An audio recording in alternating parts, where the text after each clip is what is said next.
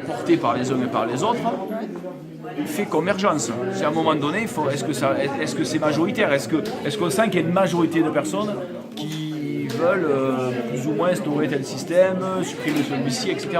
Vous avez vu ce soir qu'à l'échelle d'une salle de 150 personnes, on a eu quelques sujets tels que l'ISF ou le RIC ou des choses comme ça, qui ne font pas nécessairement l'unanimité.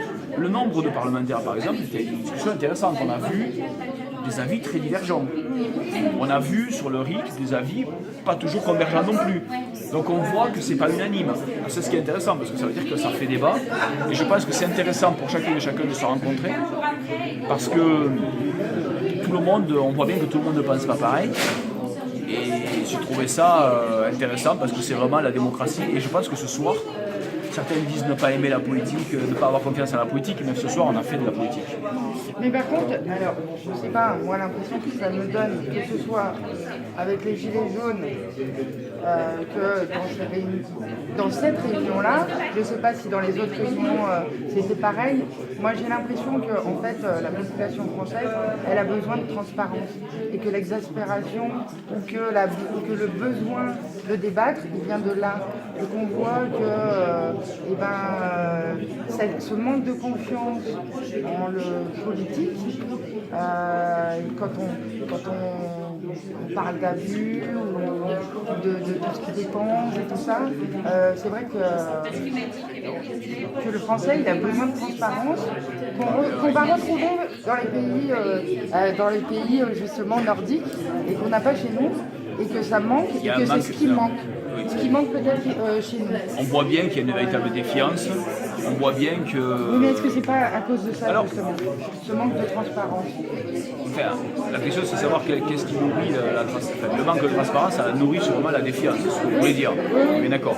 Et donc, il y a des progrès qui ont été faits, et il faudra en faire d'autres. Dans les progrès qui ont été faits, il y a aussi l'idée qu'on a fait élire à l'Assemblée nationale des gens comme moi et d'autres qui n'étaient pas en attente d'un poste depuis 15 ans, en étant au service de quelqu'un qui travaillait déjà dans la politique, etc. On a aussi fait élire des têtes nouvelles et des gens nouveaux, donc c'est un premier pas.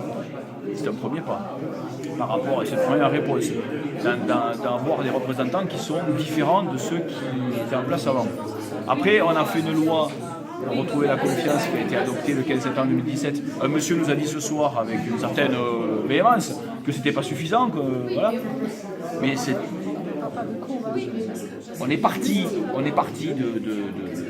pour le coup de très bas, et on a cranté quelque chose, on a amélioré. On pourrait sûrement aller très plus loin. Sûrement aller plus loin. Et sûrement qu'il faudra le faire. Mais c'est déjà un premier pas. Après, je pense qu'il y a aussi un manque, sincèrement je le pense, je l'ai dit ce soir un petit peu, je le pense après 20 mois de travail en tant que député, je pense que beaucoup de gens, comment dirais-je, on ne fait pas assez de pédagogie. On ne fait pas assez de pédagogie sur ce qu'est le rôle d'un élu national. Parce que finalement, l'élu local, le maire, l'adjoint au maire, on connaît, on voit ce qu'ils font, c'est mesurable, c'est visible, c'est du concret, c'est dans la vie de tous les jours. L'élu national, on le voit moins. Et du coup, je crois que le travail d'un élu national, il n'est pas connu.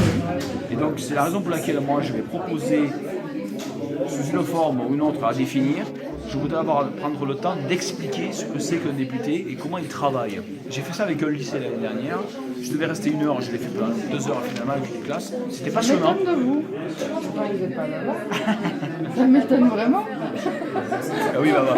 Mais je suis un peu passionné, voilà. Et je trouve ça passionnant d'expliquer. Mais ce que je voudrais, c'est aussi arriver à faire comprendre comment ça fonctionne.